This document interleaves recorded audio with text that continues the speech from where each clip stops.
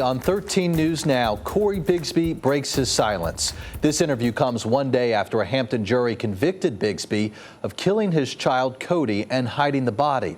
After covering Bigsby's trial for 7 days, Angelique Arentalk spoke with him at the Western Tidewater Regional Jail this morning. So, Angelique, why did he decide to talk now? Cory Bigsby, as you guys know, hasn't talked to the press since reporting his 4-year-old son, Codi, missing to Hampton police in January 2022. But Bigsby says he's speaking now to uncover what he calls the truth. He maintains his innocence and says he has no idea where Codi is or what happened to him. Shortly after reporting Codi missing, detectives arrested him on separate child neglect charges.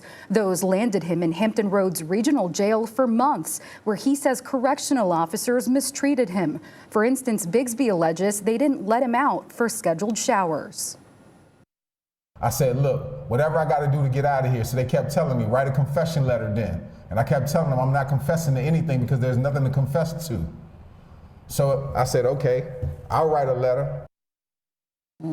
And Angelique, one of the most emotional moments of this trial last week was hearing from his 7-year-old son. And even the prosecutor said that was so important because that boy was able to confirm with his own eyes that he saw his brother's body. Yeah. What did he have to say about his son's testimony? On that note, Bigsby thinks someone coerced or coached his son to say what he did on the stand. The 7-year-old boy, who prosecutors say was 5 years old at the time of Codi's death, testified he saw his brother unresponsive with a red, dry, and bruised face in the bed.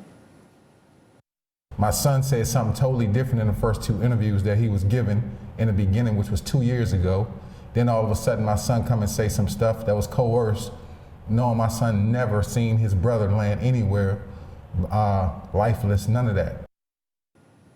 And the other thing you were thinking about is the mother, Codi's mother, also testifying, and that's Bigsby's ex-partner. There was like this email exchange that was brought up in court. What did he say about that? Yeah, so I'll point our attention to one of the emails Dina Abdul Karim read on the stand. It was one that she says Bigsby wrote in April 2021, raising concerns about Bigsby's behavior, raising concerns about Codi's behavior around his younger twin siblings.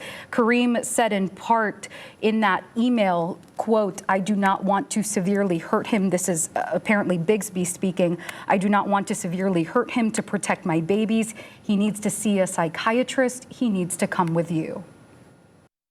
Not that I really wanted to kill my child or harm my child. Anybody in their right mind would not send another parent that if they actually had thoughts of killing their child. You understand what I'm saying? And I would never do that to my kids because I love my kids too much.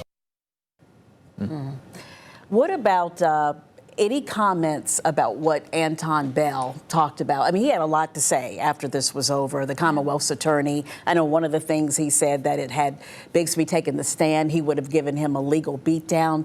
Did Bigsby make any comments about Bell? Yeah, not about that, but we did hear from Bell this afternoon. Hampton Commonwealth's attorney Anton Bell, who served as lead prosecutor during this case, simply said, quote, "The community has spoken." After all, Dan and Janet, a jury of 12 people, deliberated for roughly 2 hours here and found Bigsby guilty of those charges of second-degree murder and concealing Codi's body. Angelique, what an interview.